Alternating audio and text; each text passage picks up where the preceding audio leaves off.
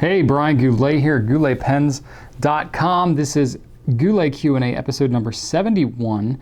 And you may notice the picture quality looks a little bit different if you're watching the video form of this, because we have a new camera that we're trying out. It's got a lot of manual settings and stuff. We might have to tweak some things. We're still learning it, but actually we bought an upgraded camera because ours has been dying for quite some time. It's actually a 5-year-old camera, the very first one that I started shooting with, the one that we previously been using. So we bought an upgraded one. There was this one deal breaker feature that we needed on the camera that we couldn't really find specific reviews one way or another that it had. We called the store, they said, yeah, it should do that. And we got it in and it doesn't. So this may be the only video that we ever record with this specific camera, but either way, we're hunting around trying to find the right camera for us now. But anyway, should look a little bit better, hopefully, I don't know. The audio, we got a new microphone because ours died a couple weeks ago, so lots of video equipment kind of things that we're working through right now. But should still be a good Q&A nonetheless. Got in tons of questions this week, a lot of them through Facebook. And we've had a lot of engagement recently overall, so I will say that I will be not answering the majority of the questions we received, which is always tough because the Brian of 5 years ago in me wants to just answer everybody every week, and it's really tough because just the amount of questions that we're getting in, it would literally be like a 5-hour Q&A if I was to answer everybody's questions, at least the way that I answer them anyway. I'm just picking the best that I can, and what we're going to do is we're going to try to answer as many of your questions that I can't answer in the video on whatever channel that you put it through. We've got Margaret and Madigan that are getting up to speed and all the social media stuff. They're my community coordinators around here, and you saw them in the Q&A a couple weeks ago. For the media team special Q&A that we did. So they are getting the hang of things, learning the ropes. They've been in the social media stuff for a few weeks now, starting to get out there. You're starting to see them a little bit more. And it's honestly really needed. There's so much activity going on out there. I can't monitor everything myself. So now we're trying to balance out, like, what do I still do? I want to answer everything. I want to hang on to everything, but it's to the point where like I'm not answering things. So I'm kind of just dropping the ball all over the place. So they're trying to help out. They're trying to balance out, like, what should Brian answer? What should we answer? All that kind of thing. So we're still working that out, and I appreciate your patience on that. But they got a lot of really cool stuff to add. So they've got a different kind of spin on things than I do sometimes. I'm very much like the utilitarian, like straight up, show me how it works. Pens of good value, that kind of thing. And they are a little more artistic, a little more, they've been on our customer care team for a while. They kind of moved over, so they know the products pretty well.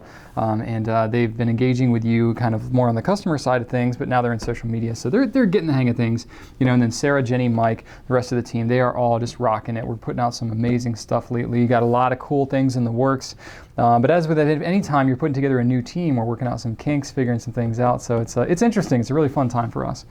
I got a lot of good questions. So I didn't get a lot of like specific new updated product questions, but we do have a lot of new stuff coming in the pipeline. So I'm just going to go ahead and like chunk out a portion where I just talk about new and upcoming products, because I know that's something that's really important. If you look at our newsletter that we sent out this week, a lot of good stuff in there. There's a lot of stuff that is going to be coming soon. This is kind of like the holiday season for us is really big. Then there's a lull. At the first of the year, everybody's kind of, getting their credit card bills from the holidays and getting depressed and stuff like that. But then, the spring, I don't know if it's a combination of like tax season or, tax refunds or something. I'm sure that's a part of it, but I think a lot of it is around the springtime. That's usually when there's a release of a new Lamy pen. That's when Pilot starts to come out with a lot of new stuff. We got a lot of things that are going to be coming down the pike. So it's kind of like a second little bump. So things get a little busier for us around here around April, May, but it's hitting a little bit earlier this year because we have the Lamy CopperOrange All-Star that has just come in on Wednesday. We had some drama with this one. I know all the other retailers got it like almost a week before us. What happened was we placed a really large order for them so that we could have a lot of them so that we wouldn't run out of stock immediately. And so we place orders with Lamy all the time. But what happened was, because we placed a larger than average order, they ended up shipping it by economy freight instead of a normal, just like FedEx shipment. So, you know, we didn't know that they were going to do that, and we'd never gotten a freight shipment before. And it comes by Mack truck. That's the difference between freight and regular. So what happens with the regular shipments, they might have freight as part of the delivery, but then it goes through channels and then it goes out just like a normal FedEx truck like you see coming around to your house. That's usually what we see. But a freight one is like you know, you're getting a pallet of stuff. It's not a full Mack truck load. I know we had somebody on Facebook that commented about that. Like, you can't believe you're buying a Mack truck full of pens. It's not. It's really not. It's like one pallet of, you know, stuff, because we ordered several boxes of these things, and it's just, that's how they shipped it. So a bit of a learning experience for us. It was coming by freight truck, you know, which I think comes more directly. So they have like several freight shipments that come in a truck, and it goes a little more roundabout, I guess, than what it normally does. I really don't know. It's a logistical thing that is kind of just something that we deal with on the back end that you don't really see much. But for this particular instance, it mattered because it took a little bit longer. So we didn't get our pens in when all the other retailers had them, which was, you know, kind of a bummer for us. And a bummer for you if you're waiting for us. And then, you know, the shipment was going through Dallas, and apparently they had really icy conditions and stuff, and the truck got held up in Dallas for several days.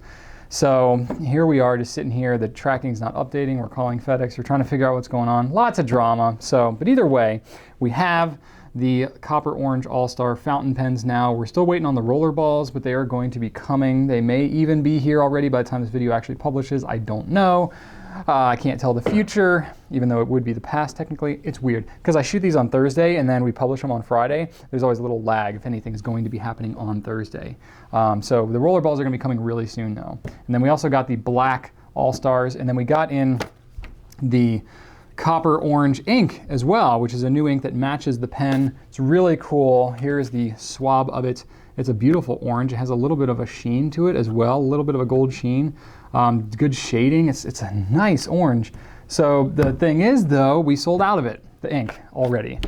We did not anticipate how quickly it would sell. We purchased what we thought was a good amount of it, but Lamy has never done, at least in the US anyway, they've never done a special ink that coincides with the launch of their new pen. Last year they had the coral ink, they had the Coral Safari, Neon Coral, and the pen came out and then the ink came out like a month or two later. We didn't have both at the same time to launch, so we looked at last year's sales of the Neon Coral ink and then kind of estimated what we thought they would do for the CopperOrange. It just ended up being way more popular than we anticipated. So it's going to be several days before we can get more in. We already put an order in. We got more coming on the way, but it's going to, you know, take several days to get to us. It's coming over a weekend too, so we're going to lose a couple days there. It's just crazy. The logistics of the stuff that goes on behind the scenes, you would not believe, especially with all these crazy things going on. So, you know, that's coming though. And then we got word too, the Neon Lime, which is the special edition Safari color for 2015. That is not that far away, like maybe a couple of weeks. I don't have an exact date yet, but it should be relatively soon. So they're coming out with stuff a little bit earlier this year than they have in years past, which is kind of cool. I don't know how popular the Neon Lime will be. I'm sure it's not going to be as popular as this because this thing is rocking, but I think it's still going to be fairly popular. Also, there's a Monteverde Regatta Sport in rose gold in black carbon fiber. Kind of a blingin' pen from Monteverde. The Regatta Sport is not all that popular pen. It's very heavy, it's large, it's got a magnetic cap, which is cool. Mike and I are both fans of it, but the ladies around here do not like that pen at all. And I understand, it's a big, heavy pen. It's kind of weird in that way. It's not for everybody, but they are coming out with a pretty blingin' looking rose gold edition of it. It's limited edition, numbered and everything. So that's kind of cool. So I don't know how many they're gonna end up coming out with. The number goes up to 999. I don't know if they're actually gonna make that many. But they'll make no more than that. I can tell you that much. So it would be interesting to see how well those do. So I don't know, how long they're going to last, but I would think they'd be around for a little while. So if you're interested in that one, go ahead and pick it up. It's the same price as all the other Regatta Sports, around $100. Waterman is coming out with a pen called the Ombre finish. It's a very kind of popular finish. It's a white and black, kind of a satin and matte and gloss mixture. I haven't seen the pens in person yet, but we got an email about it on last week, like on Friday, I think. So we posted about it over the weekend. I think we were like one of the first ones, if not the first, to actually say something about it online. So we thought, what the heck? We've had a lot of interest in Waterman pens before, maybe not a lot. We've had some interest in Waterman pens. We've been debating about it for a while, picking them up. We're still debating about it. I don't know if we're gonna pull the trigger on it or not, but if you are interested, especially in those ombre finishes, let me know. Comments, whatever, send us an email at info. Just let us know you're interested, because we're still on the fence about it. And if you'd want to have it, then we can still special order it, but if you want to see us offer it regularly, let us know, because we're really kind of gauging your demand on it as to whether or not we're going to carry it, because it's a bit of an investment to get into a whole new line of pens, and there's several different models that ombre finish is available, so it's something that we're considering. And then Kaweco is coming out with a few new things. The All Sport and Stone Wash, which kind of looks like rugged jeans. And so that's kind of neat. It's a little bit more expensive than the typical All Sport, so it's going to be like $90. So it's not cheap, but it's an interesting finish. We've had some people asking about it, so we're going to be able to get those. That's kind of cool. Then the Kaweco Skyline Sport, which has a couple of neat finishes. The mint color has been very popular. I think there's going to be a pink that's coming out too. So that's kind of cool. So that's more like the classic Sport, which is the solid color pens, except rather than having gold trim, it's going to have the rhodium trim. So a little bit sleeker look there. And then we are getting Kaweco. A lot of the Kaweco pens we have are only just fine and medium, but we're also getting them in extra fine. So we'll be having extra fine in, I think, all of the Kaweco pens that we have. We'll be having those pretty soon. Don't know exactly the timeline, but it'll be soon. We're also getting into diming 30 milliliter bottles. We've been thinking about that for quite a while, and cartridges as well for select colors for both of those. They don't have the full range of everything in both of those options, but it's over the winter time we've had breakages with some diming stuff. They're kind of notorious for having breakages, so that's been kind of a struggle because we've had some limited quantities of some popular stuff.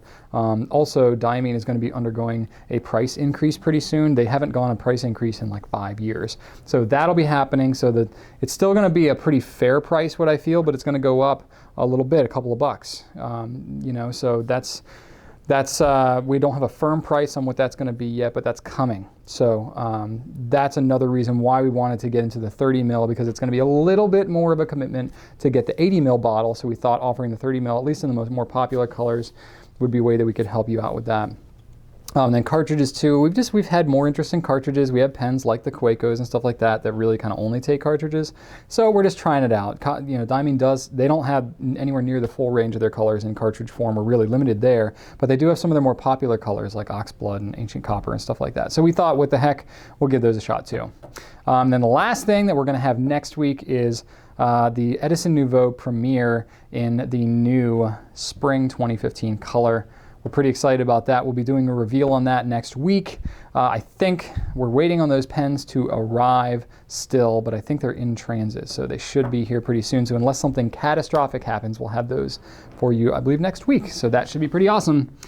So that's the update on everything that I know about, and there is more coming still that I just can't talk about yet. But yeah, it's going to be pretty awesome. There's lots of cool stuff in the works. This is kind of like the second holiday season, if you will, springtime. So get into the questions for this week. The first category I have chunked out is pens and writing. And the first question I have is from CMU on Facebook. How long is the life expectancy of the Lamy converter cartridge? Okay, so Lamy has a couple different cartridge converters, and for those of you that don't know what a cartridge converter is, it's this little doodad that pops into a cartridge converter filling pen, and it's got a little piston inside of there that allows you to suck up ink from a bottle as opposed to having to use the cartridges. So it's called a cartridge converter, or a lot of times it's just called a converter. But that's the idea behind it. So what happens is, it's a $5 converter, and every time you're filling it and cleaning it and everything, you're moving this thing up and down and up and down and up and down, and eventually it will fail in some way. It's just made of plastic. It's not, super ultra durable.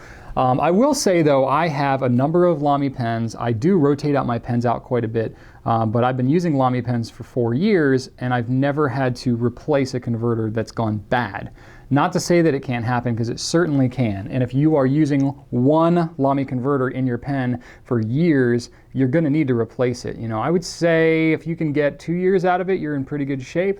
It's all going to depend on how regularly you're using it and how much you're using it. If you're using it to actually clean your pen, it's going to wear out faster, because to clean it, you're going to be sucking it up and pushing it out, sucking it up, pushing it out. One tip that I absolutely love is using the bulb syringe. I've got a video on that, so make sure to check that out. It's called Fast Pen Flushing. It's in my Fountain Pen 101 series, so be sure to check that out. But it's that will save you a lot of wear and tear on your converter, because you're not using it to flush and clean and using it over and over again. You probably put like 20 times the wear and tear on the converter using it to flush and clean it as you would if you were just using it to fill the pen. Because you think about it, if you're flushing and cleaning with a bulb syringe, then the only time that you're ever going to actually be moving this piston up and down is when you go to fill the pen. Because then when it comes to clean out the converter, like when you're changing ink colors, if you're using that bulb syringe, that's what I do. I use the bulb syringe, and then I just get a little water inside the converter, shake it, flick it out, and then just do that repeatedly. I'm really not sucking it up and down and up and down and up and down. So it'll last pretty much forever doing it that way.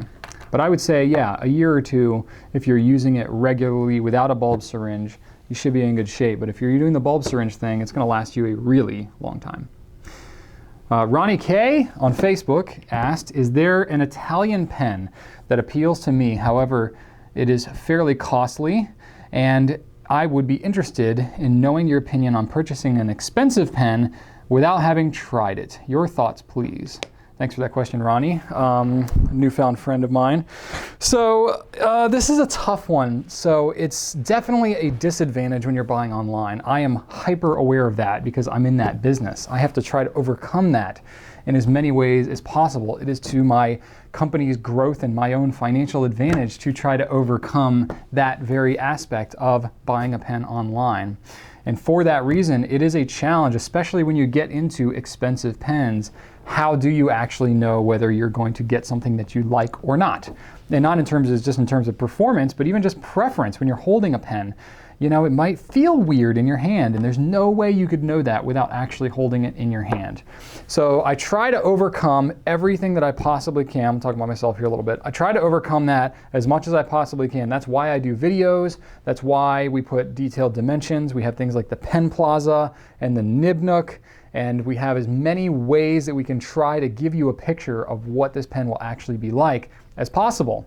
I do reviews where I share my honest opinions and thoughts, and you can read other reviews and stuff that are on there. You don't have to just look at mine. Try to look, especially the more expensive the pen, the more time you want to spend researching it and figuring out, is this something you're actually going to like? Anytime somebody's comparing a pen to another pen, that's usually really helpful. Because just looking at a pen itself, or even a pen in someone's hand, you don't know how big that person's hand is. So you want to try to compare it to other pens, especially if it's another pen you already have that you like. That is super helpful. So that's why I try and do a lot of comparison type features when I'm talking about a new pen line or whatever. But that's a tough one. So definitely check out reviews, watch videos and stuff from as trusted a source as you can muster up. Read about it. Fountain Pen Network is a good place. There's a lot of resources. You can actually engage and ask people about it. You can do a search and try and find out some reviews and stuff, topics that people have already had about those specific pens or whatever that you're looking at. But you can also pose questions on there into that forum, or there's other ones out there where you can try to get other people's more real-time kind of feedback. Also, if you're looking to buy from a specific retailer, whether it's me or someone else, just ask them, whatever questions you have that are kind of a hurdle for you, ask them about it. They're retailers, they should know pretty well how those pens work and so what it's like. They can't tell you whether or not you're actually going to like it, but they can answer some questions that you might have. So you can reach out to the retailer there.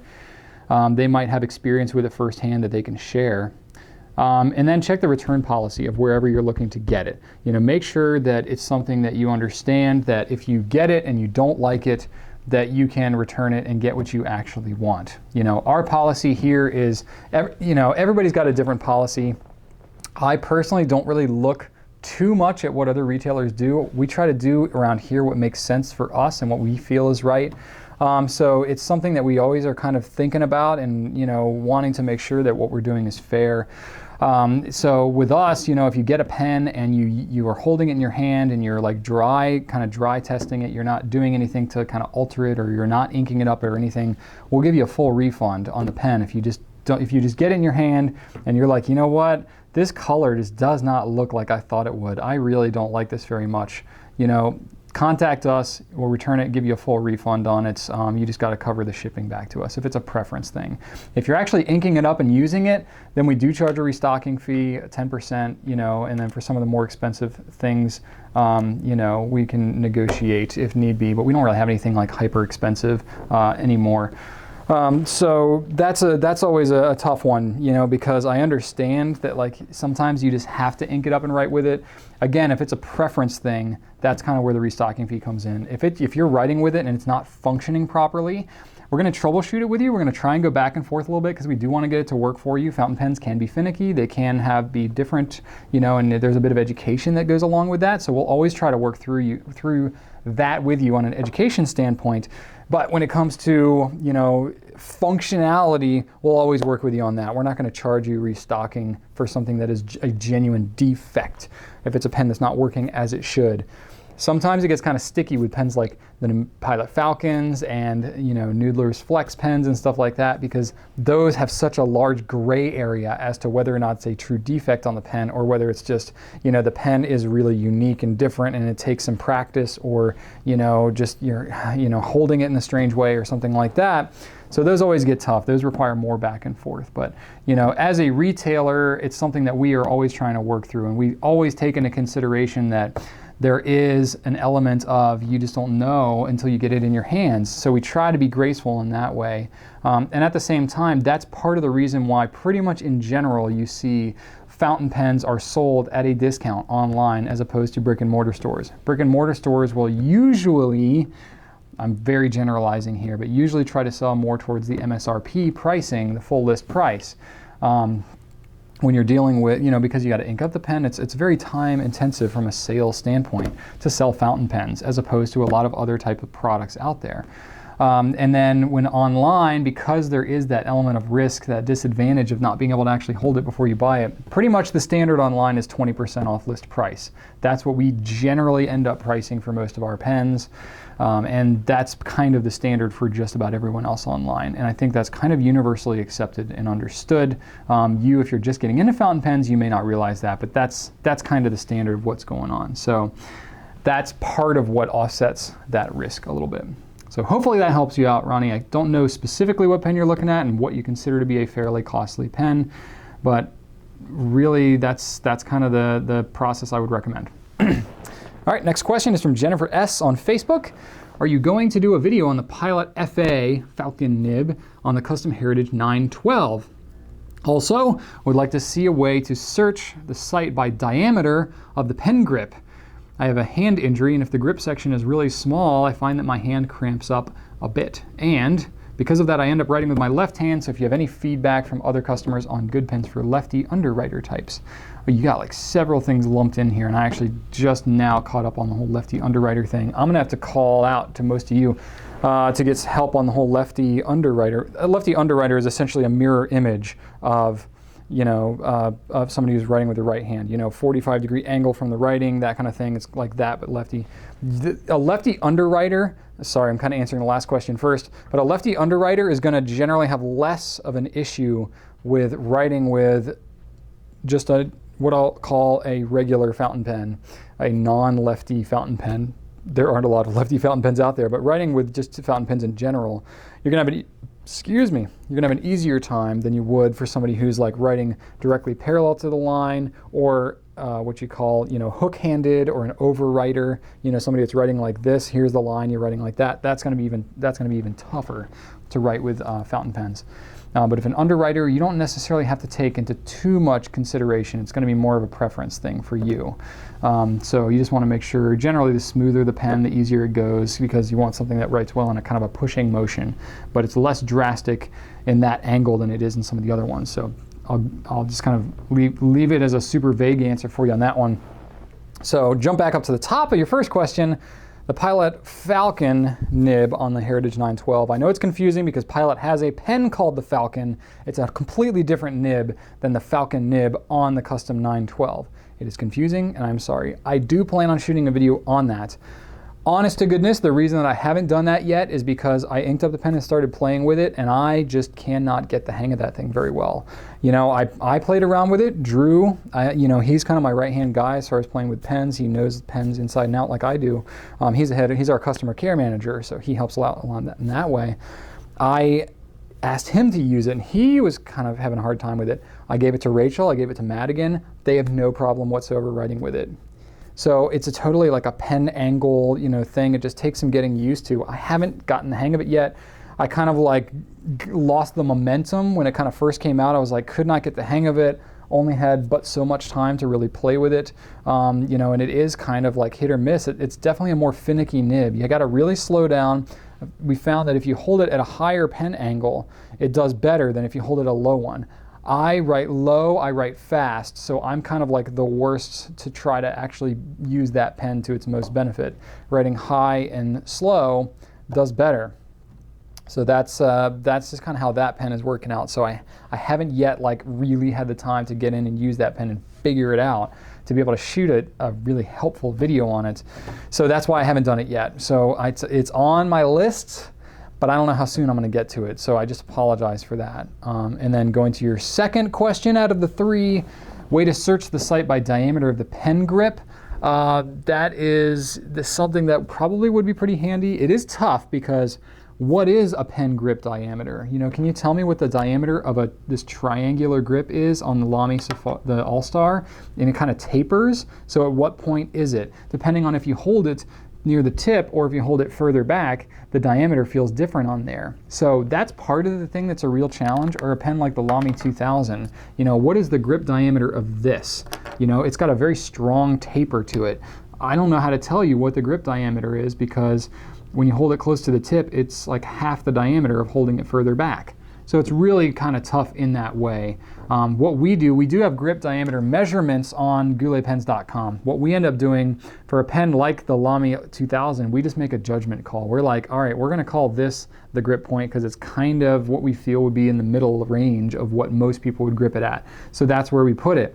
Other pens, you know, that have a strong taper, we will usually, you know, a pen like the Pilot Metropolitan, you know, it's got a taper and then it flares up at the end. What is the diameter of that? I don't know. We tend to go more towards the smallest point of the grip because I think having too small of a grip is more of an issue for people than having too big of one. So if it is kind of a concave type, we'll usually go towards the lower end of the concave curvature when doing our own grip measurements. But there's no way to search it through our site. We don't have that built in yet. It's something that we can talk about, but it involves kind of custom development. So we'll have to see how that would actually work. But that's kind of where it stands in terms of you know, that feature on our site. And let's see here. Let me get to the next question. Okay, we got next category here is for business stuff. And I had 2 questions, but one of them I'm waiting for some feedback from Rachel. Somebody asked me about some top selling product and stuff like that. I'm waiting to get some numbers on that, and I don't know if I'm going to get those numbers in time, so I may have to save that question for later. But anyway, the question that I do have is from John Y on Facebook. Would Goulet pens at some point have a rewards program for frequent buyers?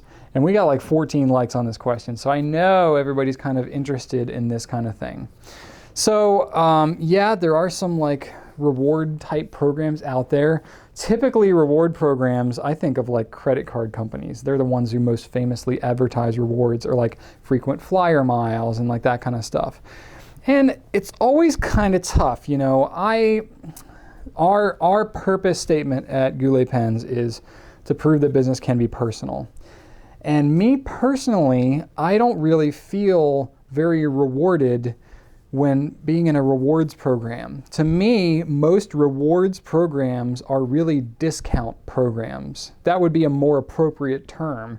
You know, when I have a credit card reward, I'm not actually being rewarded, I'm being discounted. I'm getting a percentage back off my purchase. That is a discount. That's not really a reward. And even just the word reward, you know, it has this connotation like you have to earn it, you know, and I don't know, I really struggle with this one. Let me just make a blanket statement right now. Like, we don't have that functionality built into our site. We have a new website that we have. A lot of the things that we have plugged into there are custom development functions that we have had to explicitly design and pay to be integrated into our site. So if we were to do any type of rewards or frequent buyer type thing like you're asking, John, we would have to develop it from scratch and then pay to have it programmed into our site. So we would have to have a really good idea of what we're trying to accomplish with that program and what approach we would take to best achieve what it is that we're trying to accomplish. And we don't have our head wrapped around that right now, because then you're looking at development costs. You wouldn't believe how much it costs to develop custom functions into an enterprise level website.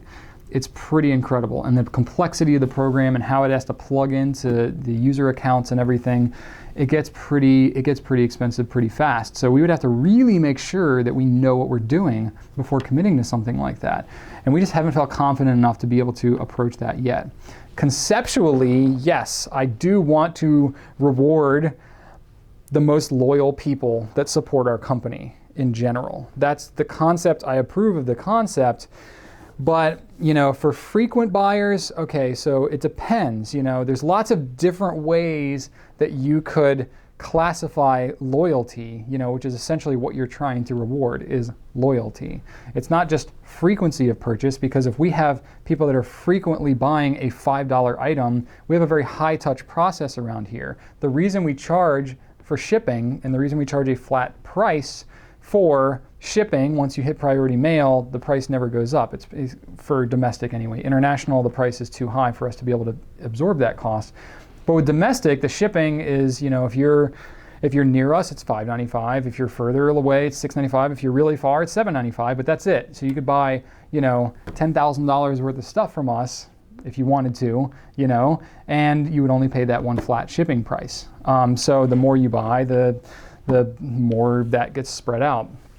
That's part of kind of how we build things in, because we have a very high touch process. Anybody who's ever bought from us, you know, you get a handwritten note, you get personal email correspondence if you reach out to us, you get really great packaging. We have a double checking process for everything that goes out the door to make sure that we get it right. You know, we have a very kind of involved process. The packing, the Tootsie Pop, the everything, it's very involved. So if it's a lot of very frequent orders, that actually is harder for us than it is to have it consolidated and have larger orders come less frequently from you as a customer. And we have our shipping, you know, set up that way to kind of incentivize you to consolidate your stuff a little more, you know? So that's part of it. And we sell a lot of very small items as well. So, you know, consolidating it helps a lot there. Other sites, like I understand, go more with the, you know, free shipping on a certain dollar amount and that kind of thing, and that's certainly other things to consider. But as far as a reward program go, it's really more of kind of a fundamental kind of different view of doing business that we have over some other companies. Other companies, as they scale, as they get bigger, they try to do personal, but in an impersonal way. And a traditional rewards program, certain percentage back, is really kind of impersonal in my view, because it really doesn't have anything to do with you. You're just plugged in as a metric, and you are looked at, and the amount and frequency and purchase price of your orders are all just plugged into an algorithm or a program of some sort, and then you're calculated some type of discount based off of that.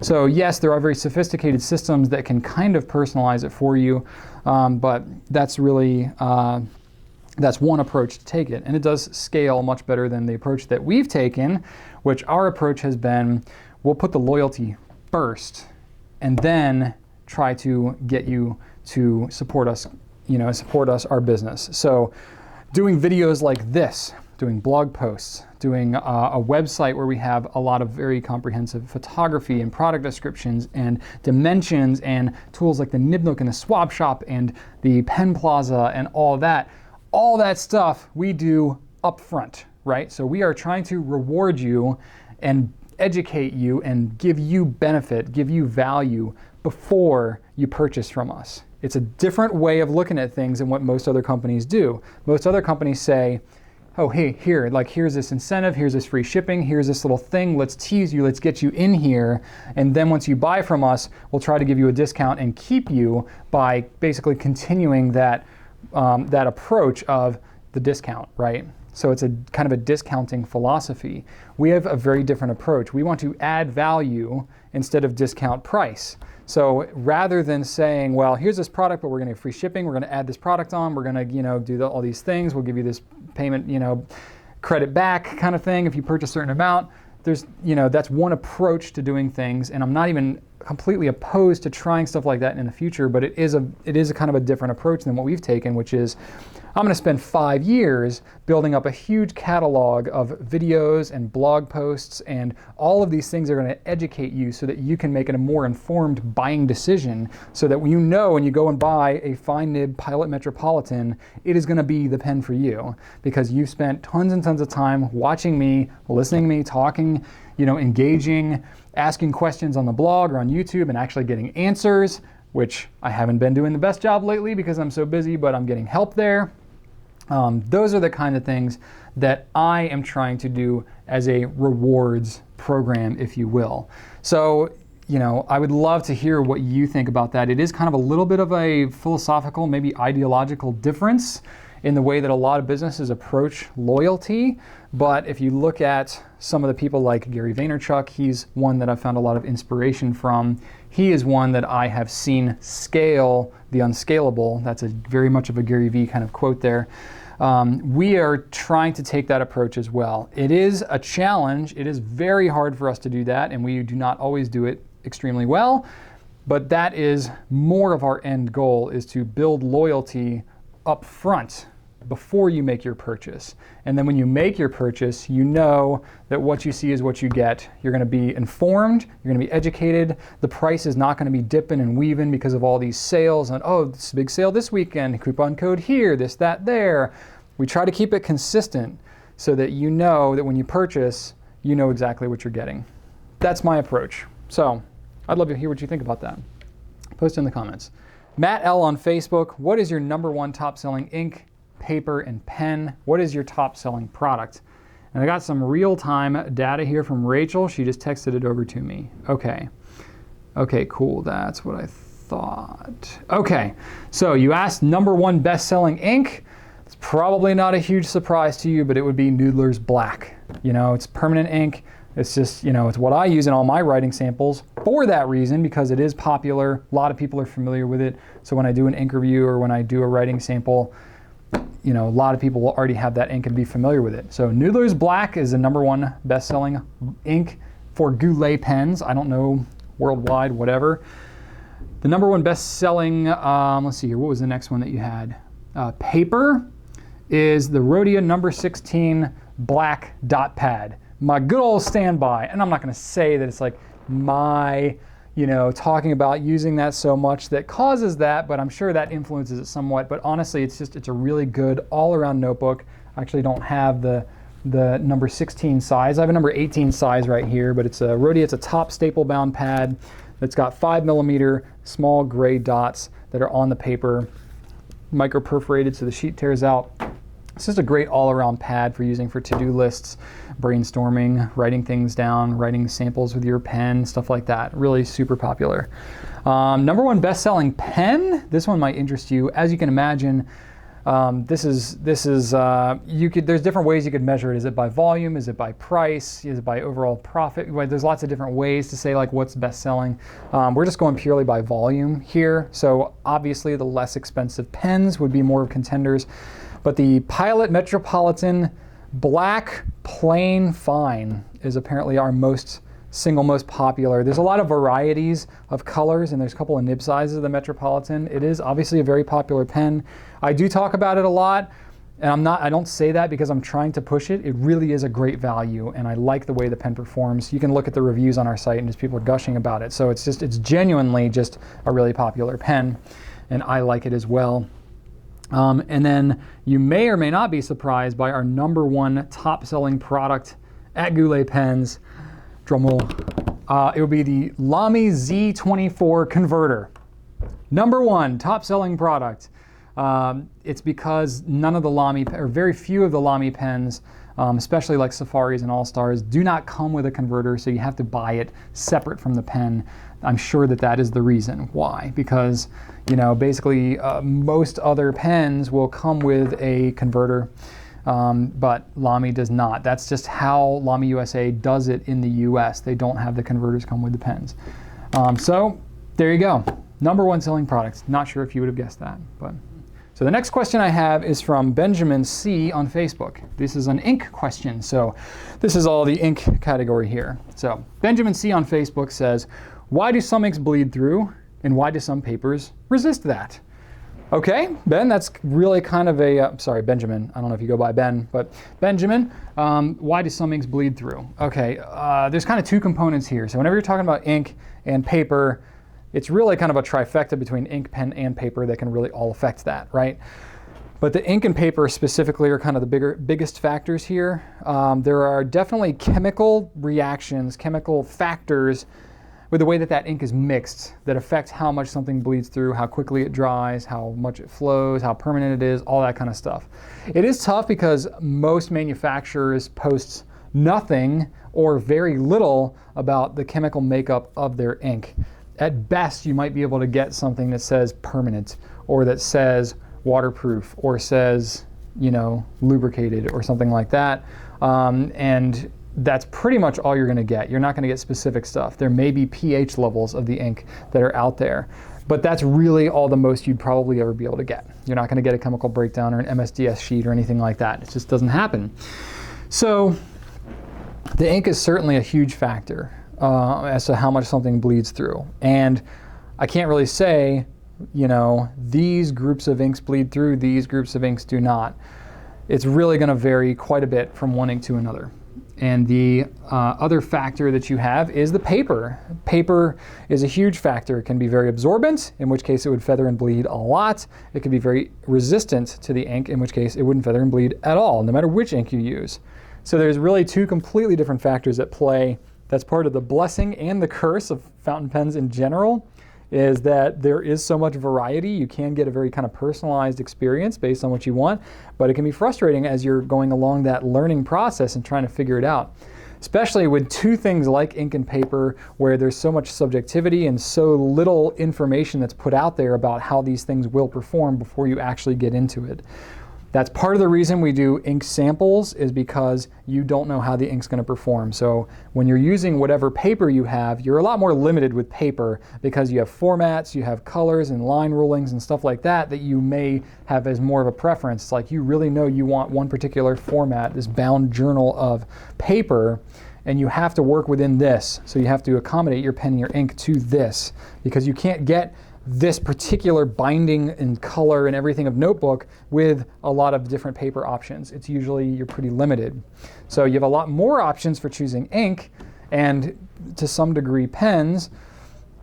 So you're a little more bound and constricted by your paper. So it's usually good to try to find a paper that you can really work with and then kind of figure everything else out from there, which is kind of the opposite of the way most people get into the fountain pen hobby. They think pens first, and then, oh, I can get different inks, and then, oh, this really isn't looking good on my paper. What's wrong with this pen, or what's wrong with this ink? Well, it could just be the paper. So you got to play around with a bunch of stuff. I will say in general, what I've found with ink is the more permanent the ink is, generally the little more it feathers and bleeds. It's just something that I've noticed. It's not the case with everything. Noodler's Black, Heart of Darkness, those perform really well. Other permanent ones can bleed and feather a little bit more, tend to be a little flatter in color too. I think it's just a chemical property of what causes the ink to be permanent that makes it do that. That's about as specific as I can be. And then when it comes to the paper, usually it's about the coating. You know, the smoother it is, generally the better it'll resist stuff. It has to do with sometimes with the clay content of the paper. A lot of time the sizing or the coating of the paper makes the biggest difference. And some of that you're just not going to know until you go and you put pen to paper and you see that ink flow out, how it's going to perform. So it does take a little bit of experimentation. On paper, it's always a balance between dry time and feathering. A lot of the times you put more ink resistance, more coatings and stuff on the paper is to resist the feathering and bleed through and stuff, but that's going to extend the dry time because the ink is not absorbing into the paper as much. It's very much a trade-off, whereas a lot of other types of paper, they will make it more absorbent so that you don't have smearing and smudging and stuff like that, especially with like ballpoints and gel roller balls and stuff. You know, fountain pens are not as much a factor with most paper manufacturers these days because fountain pens are not like the most common prevalent writing product. And then when you have an absorbent paper, it's going to dry faster, but it's going to feather and bleed more. So you got to very much find your balance, what you're happy with.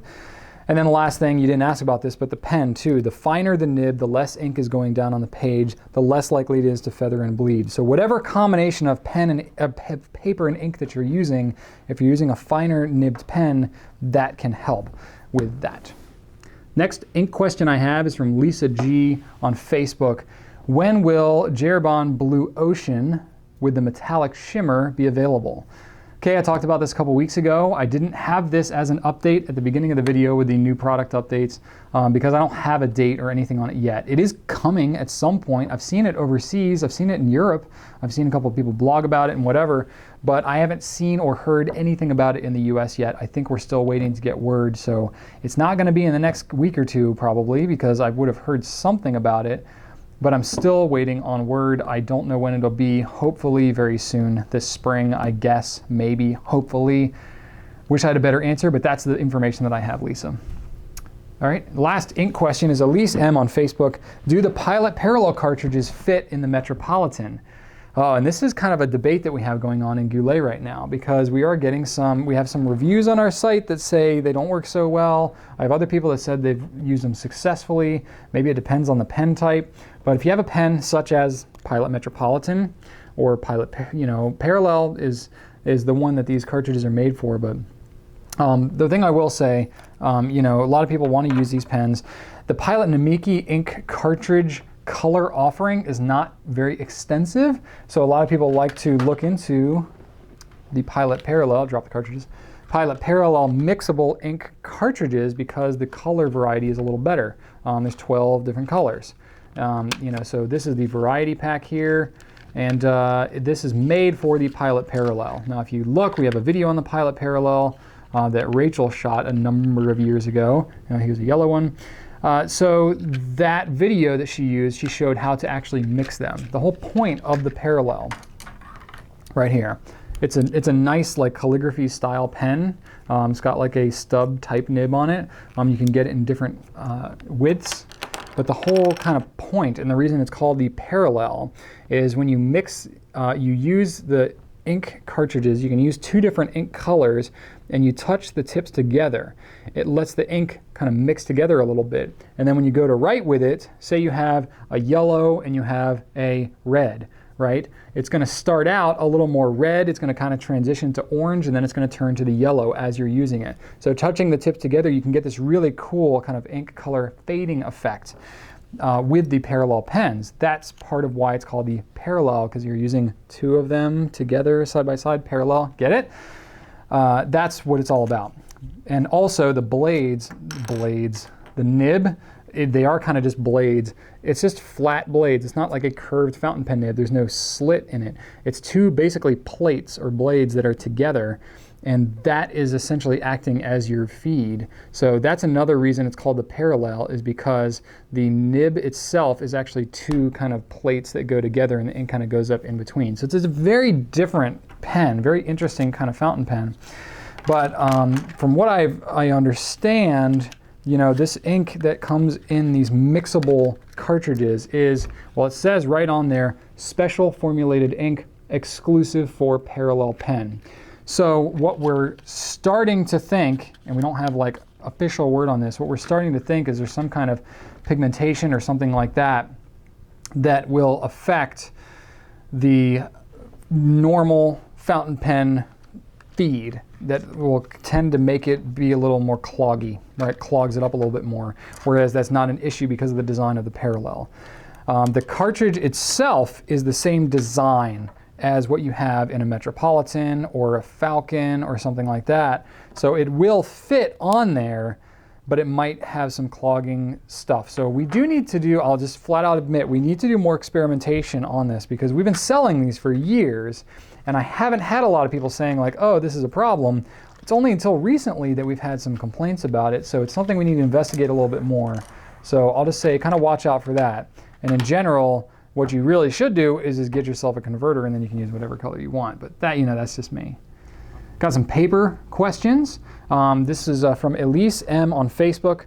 What's a good correspondence letter paper set for beginner fountain pen users? I want to practice with my pen while being productive with thank you notes. For me personally, my favorite is Clairefontaine Triomphe. I actually have it pulled aside over here. Triomphe is just plain white paper. You can get it in plain or blank or lined. The paper itself is phenomenal, 90 grams, super smooth. I just love the way that it feels. It's a joy to write on. And what I like to do is I like to buy the blank version and then use a lined sheet of paper underneath it. I place it underneath the sheet so I get lines. You can see through it enough to where you can write. You can see the lines, but then when you go to actually send it to the person that you're sending it to, it's on a blank sheet of paper. They think that you're just an incredible writer. They don't know that you're actually cheating. And then the thing that accompanies it is a sheet of envelope, a pack of envelopes, 25 pack of envelopes. So depending on whether you're getting the A4 size, the bigger size, or the A5 size, which is half the size of the A4, that will determine which pack of envelopes you get. But look on the site, we've got a description that says which size will fit with it. So that's the combination that it goes with. They're just plain white envelopes, nothing super fancy. That's my number one preference. My number two preference would be, I actually have a pack right here, Goulet Verge de France. It's a laid paper, so it's got more of a texture to it. For beginners, it's kind of hit or miss whether or not you're actually going to like it, because writing on laid paper is a very different experience than writing on something like Triomphe, but I do like the way that it looks. So that's something to consider. Or original Crown Mill Classic laid, very similar to Goulet Verge de France. Got a question from Jonathan A. on Facebook. I want to make an ink journal, and I want to know what is the difference between shading and saturation. Can you explain these two terms in more detail? I've watched your videos on the Fountain Pen 101 and you explain it, but I don't grasp it. Okay, so these two terms are not exactly in like the Webster's dictionary in terms of how it's used for fountain pens. It's not going to be very explicit about it, and there is some like generalization, and everybody's got kind of different interpretations of what it actually means. The terms are sometimes used interchangeably by some, so it can be a little confusing. I totally get it. I am not like the end-all be-all authority on it. I will just give you my best interpretation of it. Take it for what you will. So for me, saturation has purely to do with the formulation of the ink. The saturation has to do with how much dye is in the ink, because ink is dye and water and other various components, but that's what actually makes ink look different than just plain water. It's the dye. So if you have a little bit of dye in there, it is a low degree of saturation. If there's a lot of dye in there, it's highly saturated. Now, how do you actually measure that? We don't know how much dye is actually in there, and depending on what type of dye, the color and stuff, the saturation could be different in terms of its actual chemical formulation. But the end result that it will give you is how much shading do you get. So it's almost like shading is almost kind of a measurement that determines some of how saturated it really is. That's why it's so confusing, because the terms overlap a little bit. But with saturation, it's pretty much just the ink itself. That's about the only factor, is the ink really saturated or not. Certain manufacturers like Noodler's, Diamine, Private Reserve will tend to have more saturated dyes in their ink than some of the brands that come from pen manufacturers like Lamy, Schaefer, whoever. Pen companies tend to make lesser saturated inks because the more dye you have in your ink, the more you need to clean it out, the more potential clogging you could have if you don't clean your pen regularly, the drier it could be, or you need to counteract the dryness of the dye with more lubricant, which can cause more nib creep and things such as this. So pen makers tend to make their inks less saturated because it's just less, maintenance on the pens when you use less saturated inks, if that makes sense. More saturated inks, like these boutique ones that are not associated with pens. Noodler's is kind of different because they started making pens after they started making inks. So Noodler's is just kind of its own situation anyway.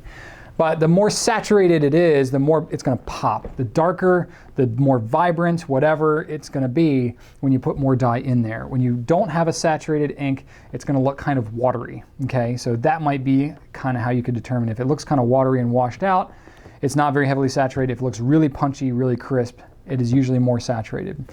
Shading, on the other hand, has more to degree with the amount that the ink varies in terms of its color or lightness and darkness when you're actually writing with it on the paper. Shading is a little different because the paper can be a factor, the nib can be a factor. All of these things can come into play when it's shading. If you have a very absorbent paper, you're not going to get a lot of shading because that ink is just going to soak into the page and it's going to look very flat. If you have a very ink-resistant paper like the Triumph or like some of the finer papers, you're going to get more shading with the same pen and ink combination than you would on a more absorbent paper. So the ink is not as much a factor as it could be with the paper.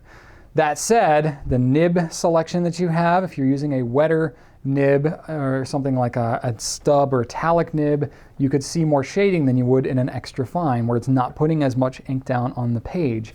So the pen, the nib type comes into play with the shading, and then of course the ink itself. How saturated the ink is will help to determine how much shading there is. The lesser the saturation in the ink, usually the less, there's an inverse relationship. The less saturation you have, the less dye you have in the ink, usually the more variation you'll see, because where the ink pools up in certain parts of the letter, it will then in turn be more saturated with the dye because you'll be looking through more of the dye, you'll be seeing more of the ink, and it'll see more shading between the lighter and darker parts. I don't know if that helps to clear anything up. I tried to explain it as best I could. I took detailed notes and everything, but that's, I think, the best way that I can explain it. The saturation has to do just with the ink. The shading has to do with all these things coming together to give you that visual end result of the variation of light and darkness of the ink in your writing. Does that make sense? Hopefully. Either way, let's move on.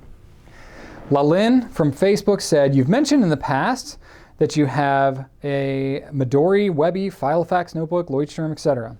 Is this because you make it a point of trying and using all of them? Have you stopped using any? Do you use them for different situations or just whatever is at hand? I'm not interested in knowing your favorite as such, but is there any notebook that you've found is ideal for you for a certain use? Okay, so I do use a lot of different notebooks. The reason that I use so many different notebooks is because I sell them, so I want to know them inside and out. I blog about them, I review them. You know, if I was just, you know, I'm not a notebook junkie per se. You know, notebooks were not my draw into fountain pens. For me, it was the ink. The ink led me in, and then I've definitely fallen in love with the pens. The notebooks to me are much more of just a utility. I am not inherently drawn to using fountain pens because of the notebooks. So I hope you won't be offended or hurt or anything by that, but that's, for me, I just have to be honest. Of the three of the trifecta, the paper to me is like I figure out what works and then I just don't mess with it. I just kind of use it.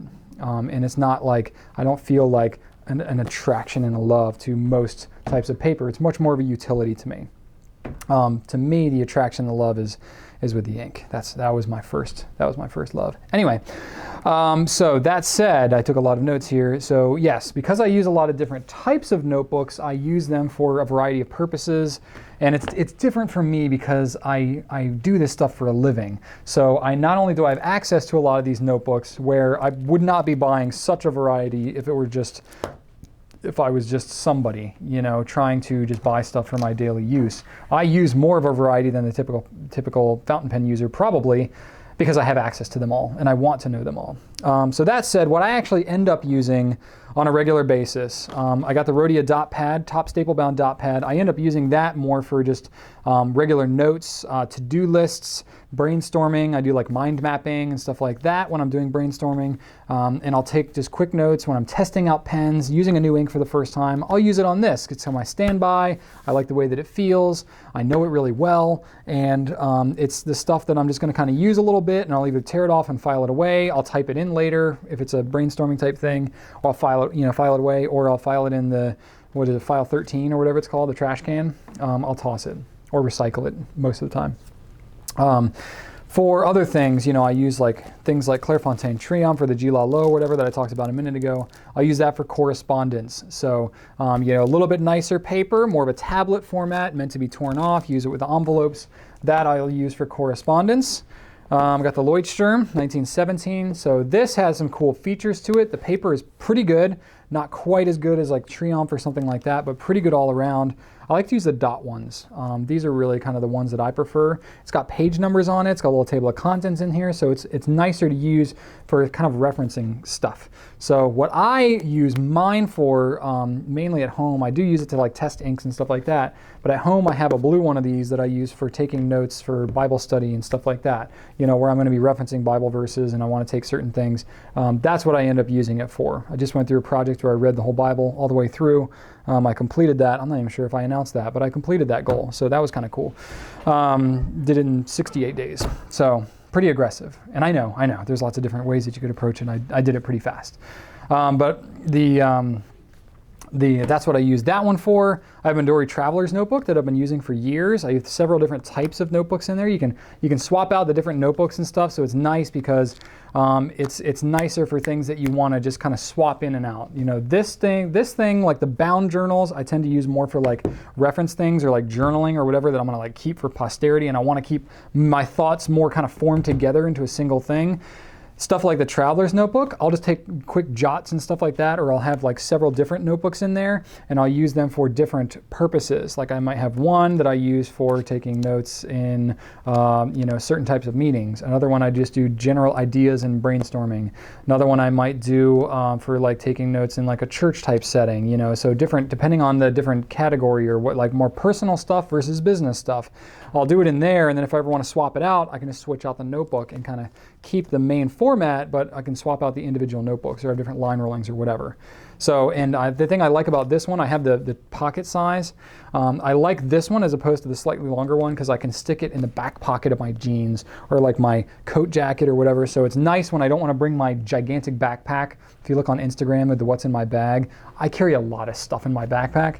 So for certain times where I want to just like go, I'm meeting up with somebody and I might want to just jot a couple notes, I'll bring this thing along. It also looks a little more rustic, so kind of Indiana Jones-like. If I feel adventurous, I'll take it. I have already a web notebook here that's nice and beat up now. This one I'll use for just some journaling stuff. I end up using this one more as a business journal, if you will. Certain types of meetings or conferences and stuff like that. Business books that I'm reading, I'll take notes and quotes and stuff like that. So this kind of ends up, here you go. I got a nice little mind mapping right there when we were coming up with our core values. I got that in here. So, just neat things around there. So that's kind of how I end up using my web notebook. Then I got my Filofax notebook too, which I've been using lately and really kind of digging. This is a newer addition to my lineup. So I'll take meeting notes and stuff like that here. It's got dividers in it, so that's really cool. So I can divide it up in here, and then the pages move around. So the thing that I like about it, I'm not super naturally like very organized. I am very kind of, let me seize this opportunity. Let me see, you want to talk about that? Let's go. And I'll take notes on something, and then I can take the sheet out, plop it in where I actually want to. So it's nice because I can keep a big chunk of open, stuff, open pages, and I can just like flip to the middle. I'm like, okay, let's go. Take the idea, write down this note, my inspiration, and work on that. Be like, okay, what does this actually mean? Where should this go? Okay, let me file this back with these ideas, and I'll just take the page out and kind of move it. That's what I really like about the Filofax. Paper quality suffers a little bit with some of these other ones, so I have to use finer nibs with the Filofax. It's pretty good, but it's not as good as these other ones. But the utility of it is just tops. So that's kind of a rundown on my current notebook selection. I've certainly got other ones I've used like the Habana and certain ones like that, but that's really kind of how it ends up working for me right now. Let's see here, personal stuff, okay? This is my last category, and because I'm using a new camera, it doesn't have like a time flasher, so I literally have no idea how long I've been going. I'm looking at my viewfinder to see how long I've been going, and I don't know, so I have no idea. I apologize if this is like a super long Q&A and you get upset about it, but this is just kind of how I'm going. All right, but I got some pretty neat personal questions here. So first personal question I have for the week, Ryan S. on Facebook says, Has anyone told you that you speak almost exactly like Michael Scott from The Office? I listen to the Q&A as a podcast in my car, and the resemblance is uncanny. I don't know whether to be like honored by that or offended by that. I'm a big fan of The Office. I'll say that. I've watched the whole thing through several times. We talk about it a lot around here, obviously, in any office setting. Why wouldn't you talk about it? But I guess there are some similarities. I do like waking up to the smell of bacon, I have to say. And if you asked me if I would rather be feared or loved, I think the answer would be easy. I want people to be afraid of how much they love me. That's what she said. Next question I have is from Lalin on Facebook. Again, Lalin got 2 questions in this week. Good job. And I have to say, like, honest to goodness, I don't necessarily always look at who's asking the question. I'll just be honest. I go purely off of content on the question, so there might be some repeats in here. And some of you might get upset that I didn't answer your question. I answered 2 from someone else. It really wasn't a factor for me. I'm very sorry. I'm just going purely off the question and how well I feel I can answer it for the week. But anyway, Lalin said, has anyone at Goulet Pens now got a weirdy, fairly useless, but vaguely impressive talent, like pen identification by touch? Being able to pick out a specific blue ink while it's surrounded by 30 similar ones. Knows a pen's by weight or touch alone. I haven't really thought that much about this, but as I sit down and made some notes, Rachel and I specifically, when we go somewhere to a friend's house, or whenever we're going anywhere, we see a car driving by, we reference colors that we see in real life by ink color. So like we'll go to a friend's house and be like, oh, this is really cool. I like the color of your living room. It's very much of like a Noodler's habanero kind of color. Or we'll go back and forth with each other a little bit, if we're looking at a car that's on the road, like, oh, I really like that blue. It's like a Liberty's Elysium kind of blue. She's like, no, it's really more of like a majestic blue. I'm like, yeah, you're kind of right. When the light hits it, it's really, and we just, honest to goodness, just work that in like normal conversation. That can't be normal. That has to be because of our, just immersive kind of world being in the fountain pen thing. But that is definitely one little quirk that we have. We do like an annual Office Olympics kind of thing that we do every year for our anniversary in November. And we do that, and Drew usually helps to come up with it. He puts out swabs of ink and doesn't say what the colors are, and we'll have everybody in the office guess, and whoever's closest kind of wins a prize. We've had other things like guessing most popular or least popular pen or something like that, or ink or whatever. That's kind of part of our Office Olympics. I've never explicitly tried to guess a pen by like weight or touch alone, but I probably could, that would be a neat little game to play. Maybe we can consider that for a future Office Olympics. Being blindfolded and handed a pen, you have to try and guess what it is. That would be kind of fun. And while I haven't explicitly tried to measure my own abilities of guessing a pen's weight without actually weighing it, I probably would be fairly good at it, just because I have done a lot of the weights and measurements. Drew has also done a lot of the weights and measurements for our website.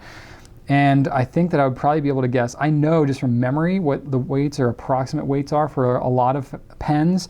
So I feel like I'd be able to cheat and kind of just because I know what they would be, but I feel like I'd be pretty okay with that. Of course, I don't want you to actually put me to that test because I would probably be embarrassed as to how I would actually do. But those are kind of the ones that come to mind. I'll have to ask around and see if anybody else has any other weird talents. But last question I have for this week is from Kevin L. on Facebook.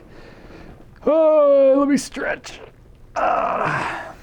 Kevin L. asks, I have just put all my fountain pens in one large case, and I have 5 quality pen boxes that are now empty. Any ideas on what to do with them other than as dust collectors? My single and double leather pen cases will be used, but the boxes need use, don't they? I'll be honest with you, Kevin. When I first read your question, I thought you were talking about like the pen boxes that came with the pens. Now I realize, as I'm rereading this question, you're probably talking more about like a 10 pen box. Like I actually have a box around here somewhere that is like that. Where is it? Shoot, I can't find it. I guess that shows you how important it is to me. But I have that same kind of thing where I had like a 10 pen box, and then when you outgrow it, you put it into a larger case of some kind. I end up just kind of storing them away somewhere. I can't even find it just by looking around right now, which shows you how important it is. So that's kind of a bummer, but you know, I will interpret your question and answer it based on, like, you know, if you're just getting into the fountain pen hobby and you're not actually storing your pen in your original case, what do you do with the cases? Well, I save all my pen boxes. You may not, I don't know, but I save them all because I never know when I'm going to need them again or something like that, or somebody gets one that's damaged in and I need to swap it out for a good one that I have.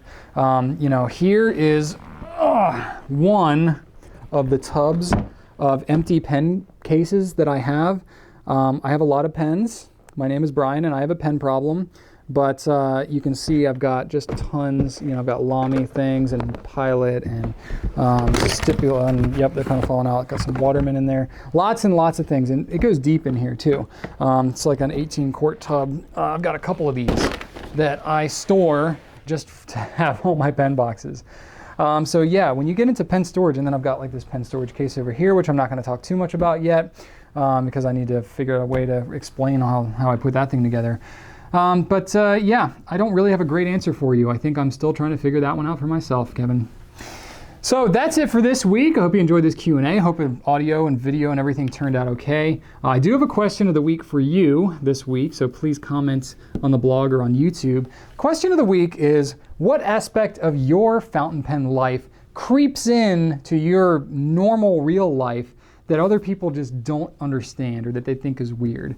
So this question is kind of pulling out of what Lalin asked, you know, and me and Rachel just like using fountain pen ink as, you know, descriptors for interior design or colors that we see out there in the world. What aspect of having gotten really into fountain pens has crept into your normal life? That's what I'm curious to know. So I hope you enjoyed this Q&A. I'll be back next week with more questions. I hope you really enjoyed it. I hope you have a great weekend and a great rest of your week. And right on.